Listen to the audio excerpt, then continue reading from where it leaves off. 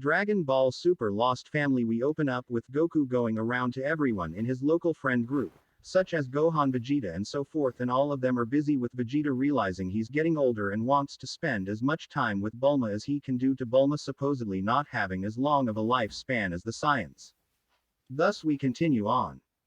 Goku eventually comes across Goten and Trunks who want to train to become a Super Saiyan God, and Goku decides that he will train them and teach them how so he can have more competition than just Vegeta, so Goku teleports with the boys to Beerus's planet. To which Beerus is reminiscing with Whis about how the Saiyans are doing in progress in power, and he comments that it's a miracle that Goku is in the same realm as Beerus and hasn't turned out like the other. To which Beerus scoffs at it, claiming that he was dealt with accordingly when they sealed him in the sphere of a dying star, to which the explosion of the star should have killed him. If not, then he might be alive within the sphere. Before we can more about Beerus's supposed previous student, Goku arrives with the boys that surprises Beerus, to which he lectures them all about just popping in like that. To which we look back at Earth and have some cute moments with Vegeta and Bulma sharing some time together and looking after Brola, their daughter. However, whilst eating, Vegeta senses a massive key coming to Earth and tells Bulma to take Bulma down to the bunker she built especially for world-ending situations like this. Vegeta then races off to find this massive key. Soon we see a massive sphere in the sky. A purple energy field protecting it. Vegeta realizes that this is a monstrously huge star-like structure, but that don't explain its massive energy or why it's coming towards Earth. Vegeta on instinct powers up to blue and fires a massive Gallic gun at the sphere, and at first he's only able to hold it off. But after a while, Vegeta amps it up with a flare of Ultra Ego's form, but after the energy is added to the blast, destroys the sphere completely and then reverts back to blue. Vegeta pants at the energy output he had to use. But as he does that, a man with a Saiyan tail and the bottom half of a God of Destruction's robe approaches him while hitting his blue Saiyan tail on the ground, telling Vegeta that he never thought there would be another Super Saiyan Blue user out there. Much less one that could use Hawkeye like him. Vegeta turns to find a man taller than him, aren't they all, and him with short black hair. And black eyes with blue, Super Saiyan 4 like eyeliner on his eyes. Vegeta questions where the hell he came from. Vegeta questions why the sphere had power. Was it because of him? What does he mean another Super Saiyan Blue? Vegeta questions where he came from and why he's here. The man tells him that his name is Meru, and that he comes from planet Vegeta.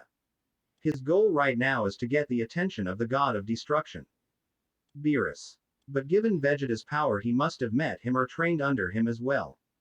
Meru grows angry at this and tells him that if he thinks he's a better student to him than he was, then allow him to show Vegeta the fruits of his training. Meru transforms into Super Saiyan Blue and even has two bangs hanging down, to which he powers up more, turning the bangs bigger and white, with the rest of his hair being dark blue. Super Saiyan Blue evolution. Vegeta then goes into his own evolution form, which Meru is impressed, and these black tattoos appear on his arms and chest, which he wags his tail, and the two hungry for war Saiyans dive into battle. Meanwhile on Beerus's planet, Goku jumps back and continues training with Goten and Trunks, who are all in their Super Saiyan forms going back and forth. Goku eventually goes God and they get into a beam clash, to which pushes Trunks and Goten back, until Goku notices the fire in their aura while they're still in Super Saiyan form, but the fire of a god. Which as the boys simultaneously breaks Goku's blasts and they stand there and both erupt, turning into Super Saiyan God. While Trunks relishes the power, Goten questions why they didn't have to do the ritual to become a god like how Goku did. Goku explains that when he originally went Super Saiyan God, they were in the ritual which allowed him to go God, which helped create that power originally. Since then he's mastered God power and can distribute it willy-nilly. Goten and Trunks just needed to be around enough God energy and get refamiliar with it, which allowed them to become Super Saiyan gods as well.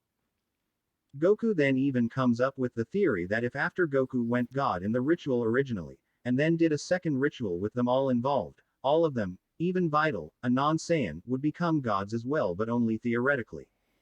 Which Goten and Trunks were too busy relishing this new power to listen to Goku. Which Goku lets them spar and get familiar with this power. After a while, Goku goes blue and tells them to get ready for the next step in their training. Meanwhile Beerus marvels on and remembers when Meru went Super Saiyan God for the first time and remembers teaching him the ways of destruction and creation. Meanwhile on Earth, Vegeta slides in kicking at Meru, who dodges and punches Vegeta in the back of the head, to which Vegeta catches himself and grabs Meru's arm with his legs and slams him.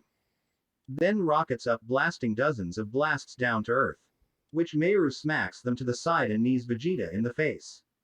Shortly before, Vegeta turns back at Meru shouting Hawkeye. But Meru controls the Hawkeye and condenses it down and asks mockling how it feels to be Beerus' favorite student. Vegeta mocks him that he has such a favoritism for Vegeta. Meru scoffs and kicks Vegeta in the face, to which Vegeta keeps mocking him.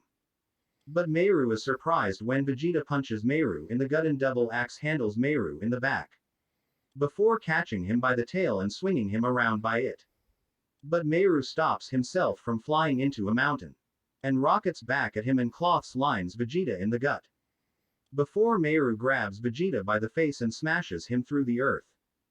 Then backs up shouting more and makes a construct of ki around him in the form of a great ape and smashes it down on Vegeta like a million nukes going off all on him. Vegeta lays there in the rubble. Defeated, Meru stands over Vegeta cockily looking up to the sky shouting at Beerus, asking if that's enough blood shed. His favorite is defeated now. What more could he want?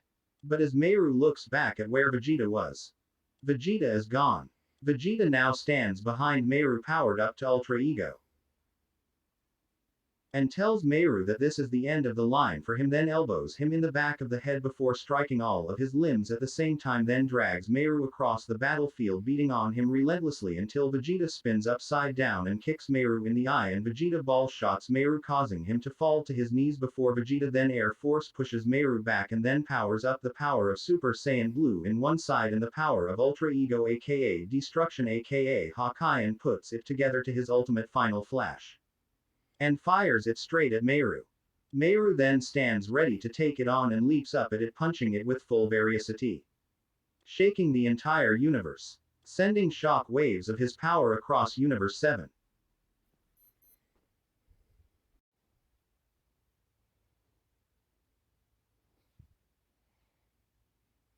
Part 2. Meru and Vegeta's battle continues, with Meru managing to grab the blast of Vegeta's and decides that the blast is the perfect way to get Beerus's attention. Meru then chucks the blast seemingly into random outer space, but it does get the attention of someone like Whis. So Meru, not revealing his full plans yet, he powers up and stands at Vegeta telling him that would a good attack and will serve us against the Kaizen Beerus. Then Meru and Vegeta's fight continues as the two come racing in for a battle. Meanwhile Whis is observing Goten and Trunks training with Goku. However, Whis quickly notifies Beerus and the two teleport off of Beerus's world to somewhere else. Goku, noticing this, realizes what massive ki that is around the universe, and some of it is Vegeta's energy. He's in Ultra Ego, something's wrong. Goku then pauses the training of the boys and starts searching around. Meanwhile Beerus and Whis arrive at the world of the K, as we then see Elder Kai and Supreme Kai on the planet. To the surprise of everyone, Beerus then lands and with the help of Whis they destroy the godly blast with ease. Together, Beerus realizes this is Vegeta's energy, however Vegeta is not here, so either it was sent by Vegeta, or someone redirected the blast, and Vegeta's in a very intense fight. Beerus then asks Whis what about the sphere prison, is Meru still locked up? Whis then looks at Beerus with a cold look. It's gone. Beerus then realizes Meru is free. Meanwhile Goku finally realizes Meru is on Earth and Vegeta and him are fighting, and they seem even and not like a victor is in clear sight. Goku then tells the boys that they should stay here, however the boys persist on wanting to go to test their godly powers out. So Goku lets them come, so the boys and Goku instant transmission to Earth. Beerus and Whis now look on to debate on what they should do about Meru. Goku and the boys arrive on Earth just as Vegeta is flung back by Meru in his Ultra Ego form. Vegeta is caught by Goku as Goku helps Vegeta back to his feet. Vegeta is furious at him for bringing his son here, but as they look on they see a more troublesome sight along the horizon, a battle-damaged Meru. Vegeta questions Kakarot's sanity for him bringing the boys here. However, Goku and the boys surprise Vegeta when Goku says that they can handle Meru from here as Vegeta explains what he knows about Meru. However, to the surprise of everyone, Goten and Trunks power up to Super Saiyan God, and which makes the 4th and 5th Super Saiyan God, well 5th or 6th if you count Yamoshi. However, this doesn't frighten Meru, he just stands confused on why Goku would send his boys in on a suicide mission. However, the boys surprise Meru by comboing Meru left and right. Meru is stronger and faster, but he can't compete with the boys' combination and techniques. Their power together surprises Vegeta, however, he notices a fatal flaw in their plan. Goten and Trunks, despite their efforts, have not done hardly any damage. Meru catches the boys and in one swift heavy move slams them both straight into the ground, destroying their bodies. Meru says their power is admirable but not worth his time. Goku then steps up to the plate and taps into blue, which surprises Meru, questioning if Beerus has really moved on and gained all these students. Which draws a tear to his eye, then rage as he curses his own father and continues his path of defeating his Saiyan brethren gods.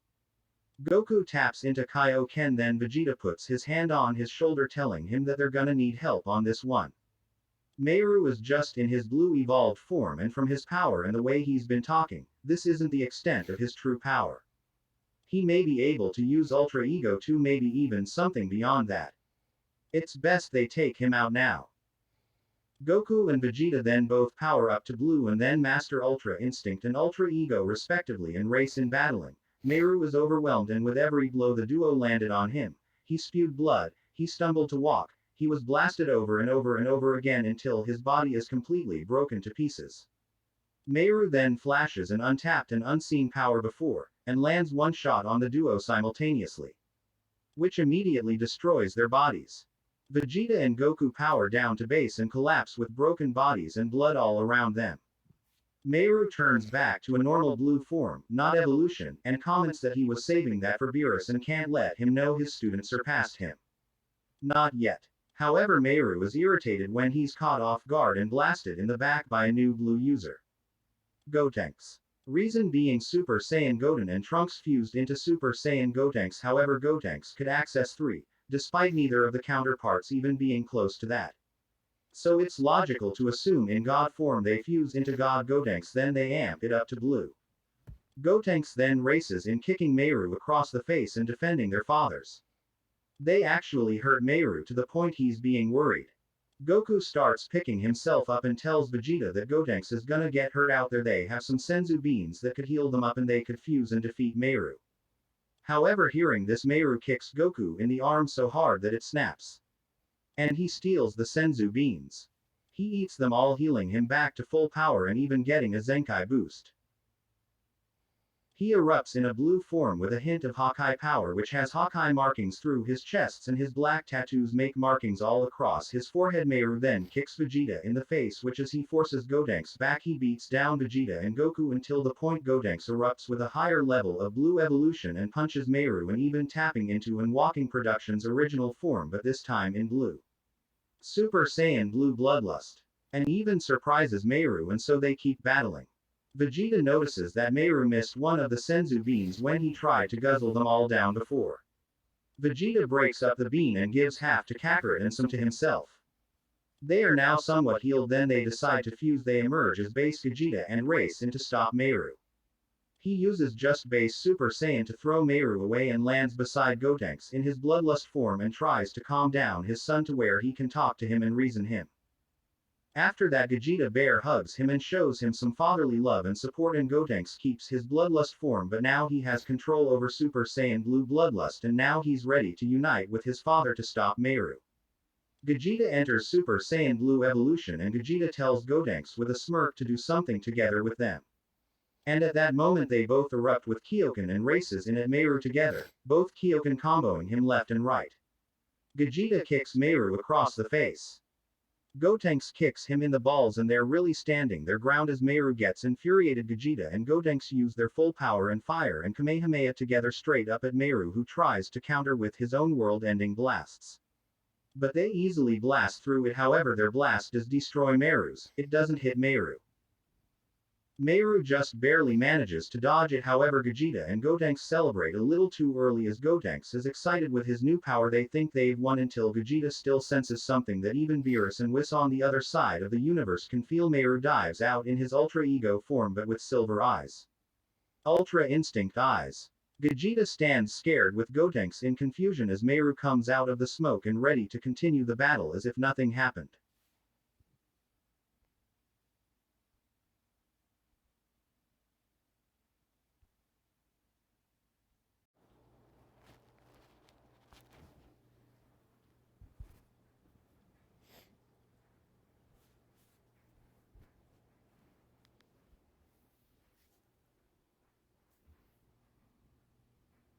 Part number 3. Gogeta and Gotenks are in awe of Meru's power, but before they have too much time to think about it, Meru takes advantage of the shock and clotheslines both of them, then punches them both to the ground.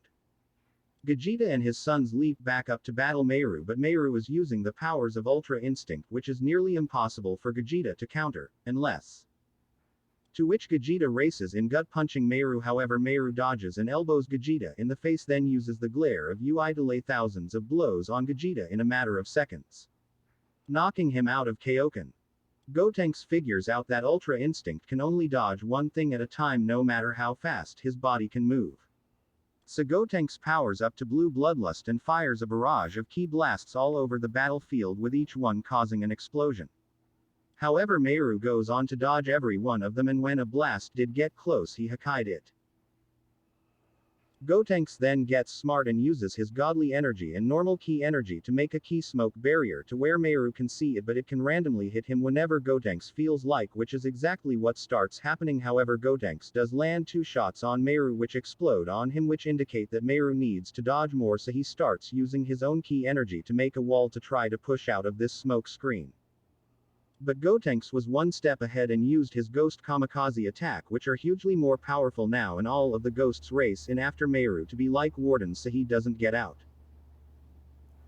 Which after one hits the ground and explodes, Meru is being pushed, and so he manages to leap out of the smoke and debris, out of the smoke screen, and use a massive beam attack called the Northern Star, which is hugely blinding, and fires it straight at Gotenks, to which Gotenks tries to quickly make his own big attack. However, with his concentration spread thin right now, it wasn't able to do much, and Gotenks was hit by Meru's attack.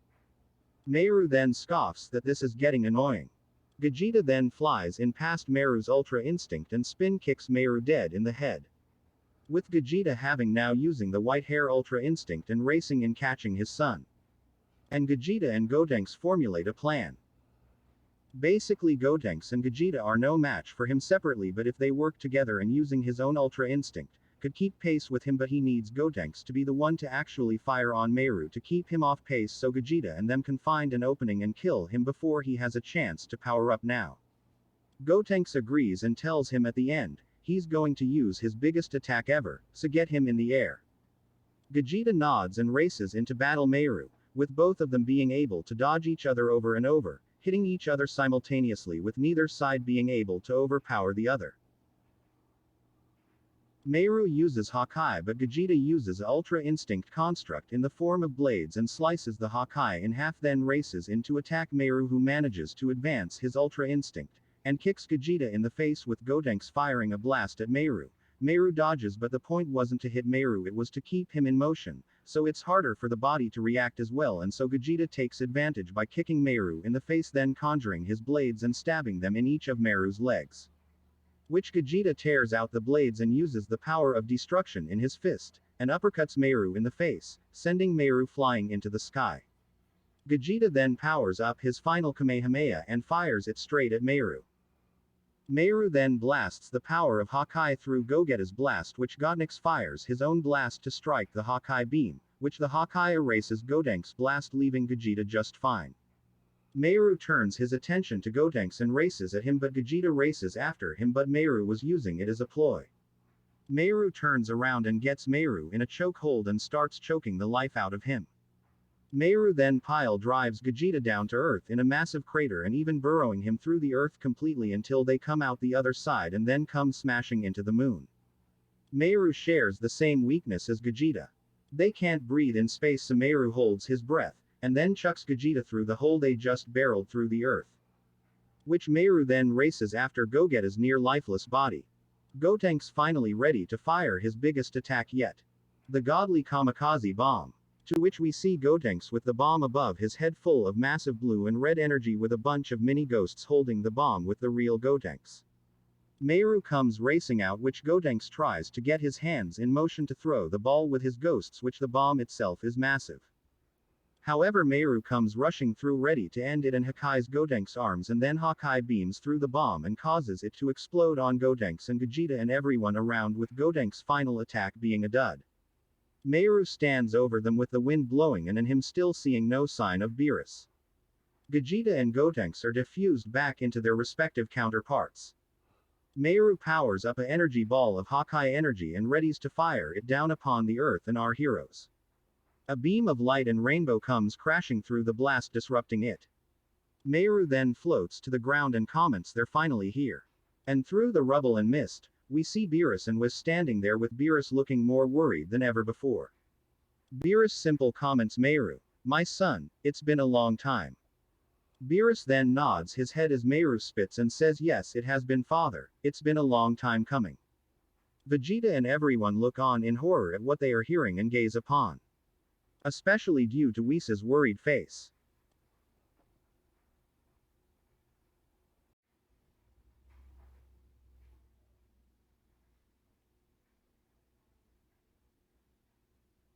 Part number 4. Long ago, when planet Vegeta was young, a young Saiyan child by the name of Meru was born. Nothing particular about the child that made him special, aside from the fact he was a defect.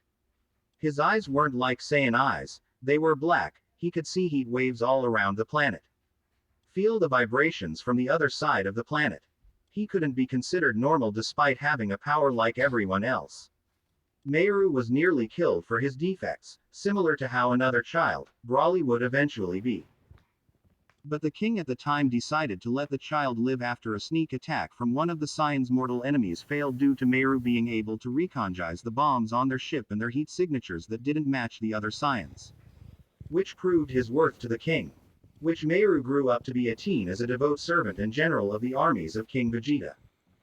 However, following the race's sneak attack, which the race is called the Anubans, which is a purple strong like cat race, a Hemberus's race, who have been at war with the Saiyans for centuries. But in Meru's life cycle it will come to an end in a most unfortunate way. We see Meru controlling the armies of Vegeta and decides to go down there on the Anubans, and spend a spy mission on their world, learning about their weaknesses and the best way they fight and how to counter it. Meru launches down to the Anubans' homeworld, Egyptio, with all the other Saiyans on standby and watching and waiting for Meru's word. Meru sneaks around the world, discovering secret bases and defenses and whatnot, but as he does this, one day he comes across a massive city which, most all of the cities and bases look like Aladdin-style themed. And Meru comes across a young Anuban scoundrel that is seemingly stealing to survive and is being beat up by a bunch of men, as this is Beerus and in his 30s by now. However, Meru seemingly just hating the Anubans and the reign of the Saiyans is close, so Meru fires at them except for Beerus. Two of which he spares him. Through this, Beerus pays his thanks to Meru, which sparks a lifelong friendship. Beerus wants a path to peace, however he understands that before the creation of a new empire, there must be destruction of the old one. Meru seeing someone he could manipulate.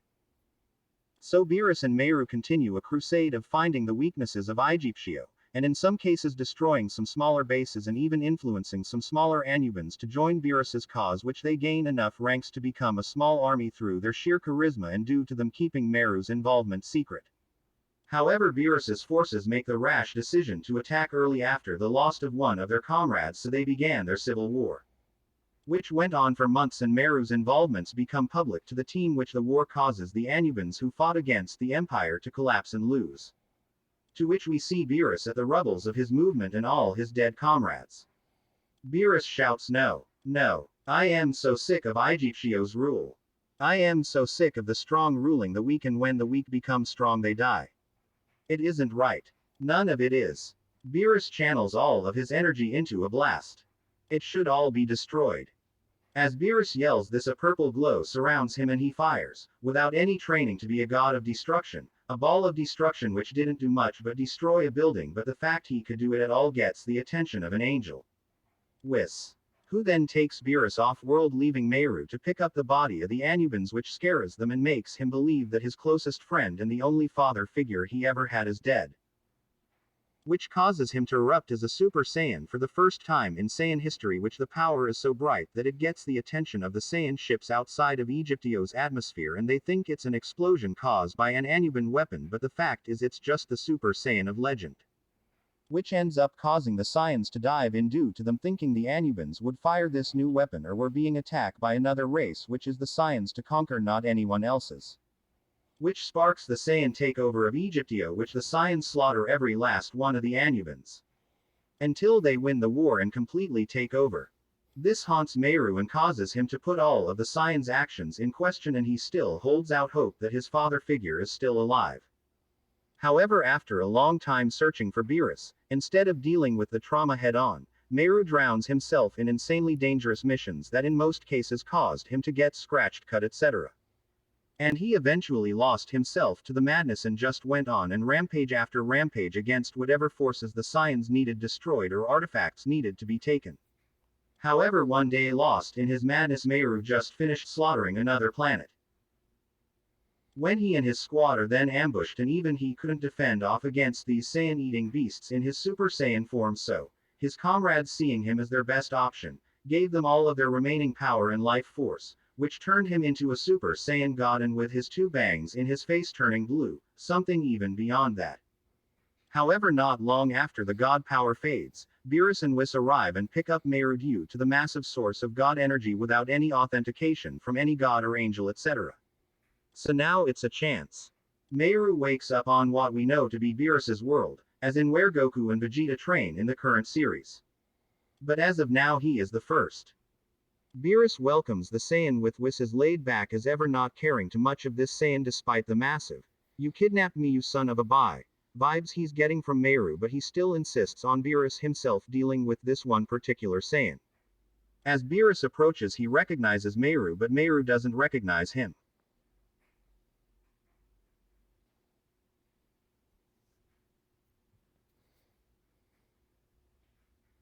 Beerus extends a comforting hand to Meru.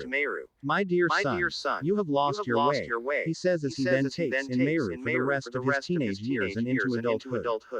Meru was gifted with his animal instincts to be able to grow greater than any and all Saiyans, only being rivaled by Broly's leaps in battle. However, Beerus, after becoming the god of destruction, approaches his wayward son and tells him the stories of the gods, tells him how he came to power in hopes this would ring any bells with Meru, but sadly only few things flashed for him. However, the bond was still there. After many years of meditation, training, and achieving new levels of power, which has them both to become better individuals through this. However, after training for so long together, Beerus stopped wiping out planets as often. He focused on his son, who rivaled him in power when Beerus wasn't going all out. Whis, however, was okay with Meru achieving these new levels like God, and Blue and even evolution. However, Whis looked into his defects and bangs. The bangs were white, and when Whis would train with Meru, he would be a lot more defensive, and thus he would, even without knowing, be tapping into Ultra Instinct. Whis confided in Beerus about this, and Beerus claimed it's his son and he's in a much better mind than he was before. He is fine. However, Whis argues that if the gods find out that they could kill him, not just that if he gets more powerful than Beerus, they will erase them all. Beerus ponders this and thus started spending more time away from Meru and off destroying worlds, to both keep his mind busy and to keep the balance of the universe. However, during the time Beerus and Whis are away from the planet, for days on end, Meru decides to leave the planet, and Meru seeks strong opponents to battle. However, he comes across his homeworld, which King Cold has taken over the Saiyan race. Meru can't identify any Saiyans once he lands on the planet, and his power is so massive it even gets the attention of the at the time leader of the Cold Empire, King Cold, and King Cold's father, who just relinquished the throne to King Cold. King Cold's father is named Freeze. Freeze is vastly more powerful than King Cold due to him training most of his life, but after he reached such a level, he never trained again, which put the idea in Cold and down the line Frieza that he shouldn't ever train and that they are naturally gifted, which Freeze tells Meru to get off his planet. However, due to this Meru is still not fully stable and thus begins a battle in his base form against Freeze, to which Freeze takes advantage of this, with him inducing poison that makes it hard for Meru to use his ki and control, therefore he can't transform. Freeze then showcases the first one ever to use a fifth form and even a sixth, which easily overwhelm Meru. However, as Freeze gets more and more out of hand and powers up a massive energy ball to destroy planet Vegeta. Meru gets up and realizes the only way that he can win this fight to destroy Freeze, to which for the first time ever. Similar to Beerus' first time, Meru fires a massive Hawkeye at Freeze's blast and destroys it completely, which for the second time ever Immortal taps into a god's power. However, it's more plausible in this case due to Meru training and living with Beerus.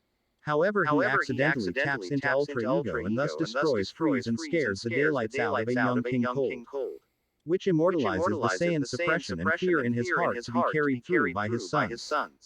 However, the over-fluctuation of destructive energy disrupts Meru's mind that was never truly stable to begin with. However, he starts destroying worlds left and right, which gets Beerus and Whis' attention. Meru was out of control, so Beerus had to engage in a full-blown fight with his son, which ended with Beerus having to imprison Meru in the Dyson Sphere in the middle of a faraway galaxy. However, due to their insane battle and Meru's loss of sanity, it caused the balance between creation and destruction to be completely thrown off. So behind the Great Priest back, which had to get involved due to the amount of energy released, sealed him in the Dyson chamber, and kept him there and alive for billions of years to come. However, this enacted two things. Beerus's naps and sleeps to much more longer and him to train much less. However, this also gave Meru time to forge his mental state and do mental training to merge forms and master his own self. And now we look on at the battlefield where Beerus has come to face his son one last time.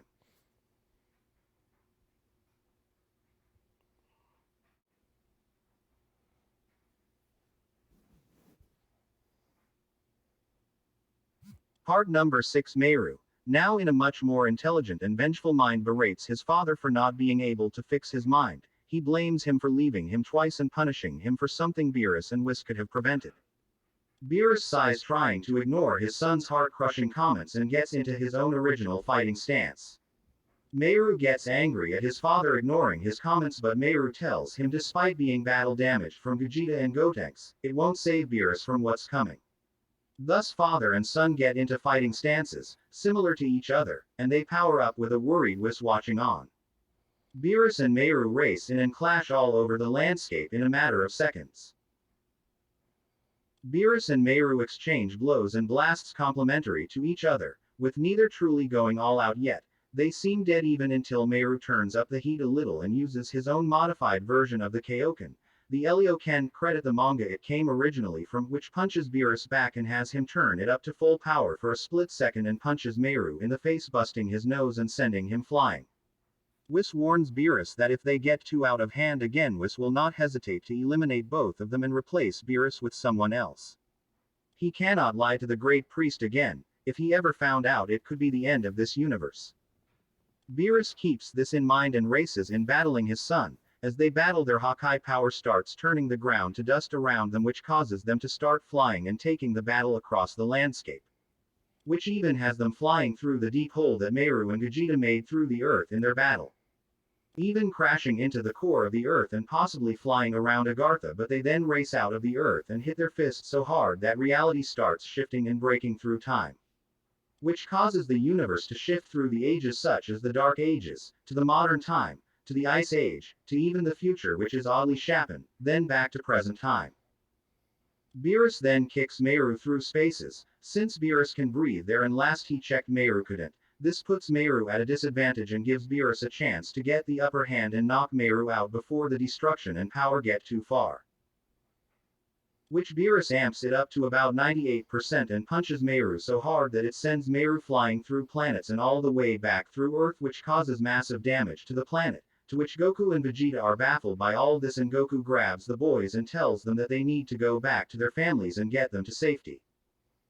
Vegeta relays the message that Bulma has a contingency for such a situation, so Vegeta takes the boys to go get Chi-Chi and Gohan and gather up their families. Goku decides to stay because he's unsure if Beerus will need help, but if so, they'll need it. Whis then decides to heal Goku after explaining the story of Meru and what the repercussions may be.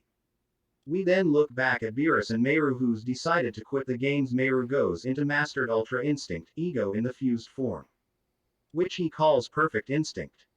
Beerus begs his son to stop, but it does little to deter Meru, who comes racing in as Beerus powers up to 90% power and races in battling against Meru, going back and forth with Beerus using his full destructive power and with a hint of Ultra Instinct. They land blows on each other, bone-shattering, blood-hurtling, and at blinding speed. They can't stop destroying a planet from the far galaxy or destroying a star all around the universe as shock waves of their unending power. They even worry Whis, questioning if Meru and Beerus's power were combined, could even he stop them. Beerus then lands a blow on Meru, sending blood spitting out of his mouth. Meru returns, uppercutting Beerus. Beerus spin kicks Meru in the ribs, a devastating blow that sends Meru flying and screaming in pain. Meru goes crashing into the distance as Beerus tears up, having to do that to his son. Beerus thinks to himself quietly. He wishes he knew how to love his son properly and not a screwed up relationship.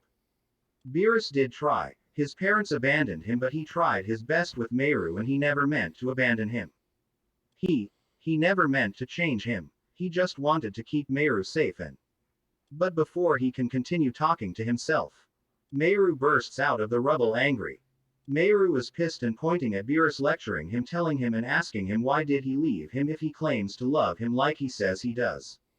He locked him up. He chained him. He made him break down who he was and reform himself into this monster.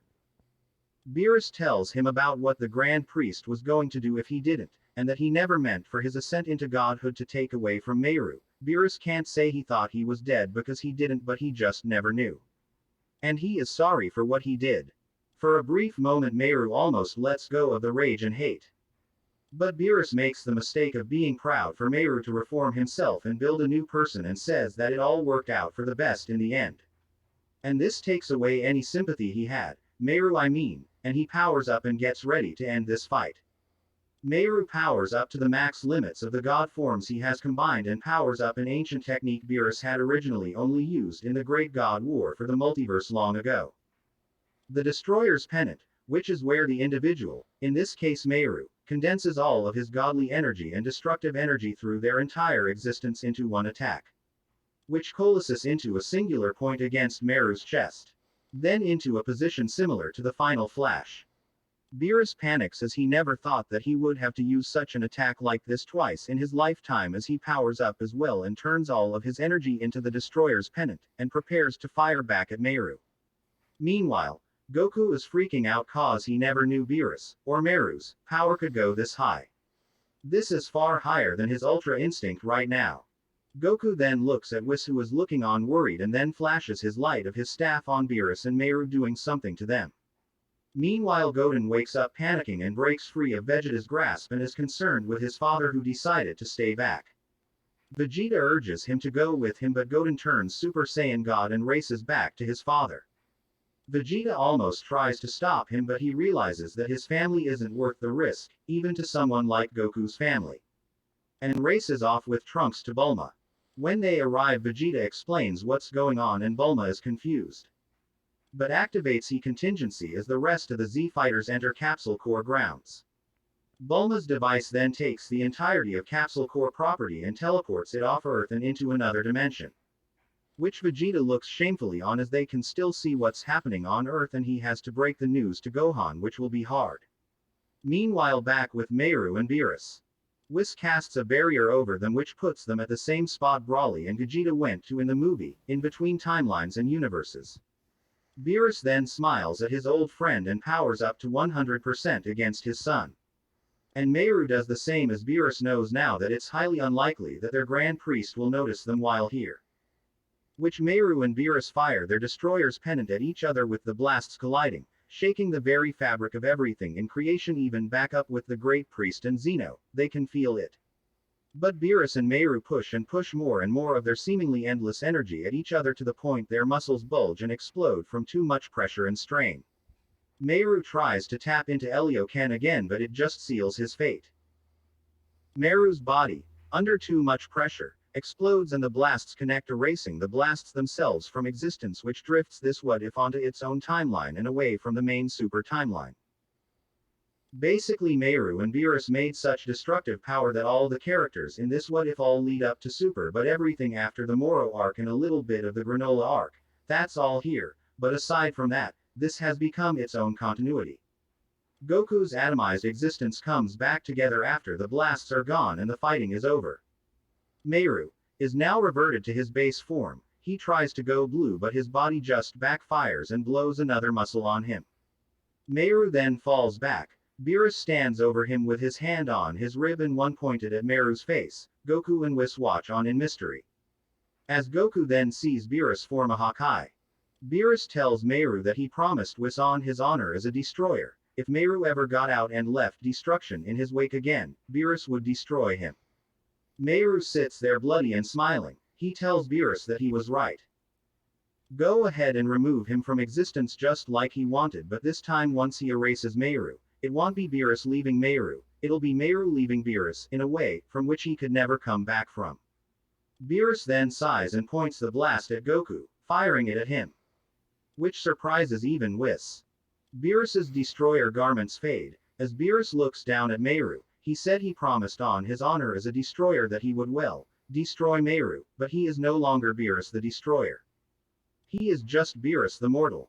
His father, asking for a second chance to make it up to him.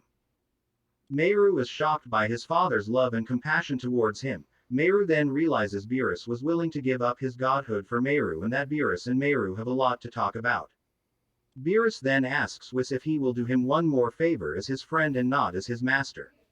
Seal off their destruction enough to be able to defend themselves, and Whis says that he would love to, but he'll have to take it up with his new lord. As the smoke clears from the blast Beerus fired earlier, a new god of destruction has arisen. Lord Goku, who has red garments like Beerus, but his monkey tail is back and he is now in permanent Ultra Instinct.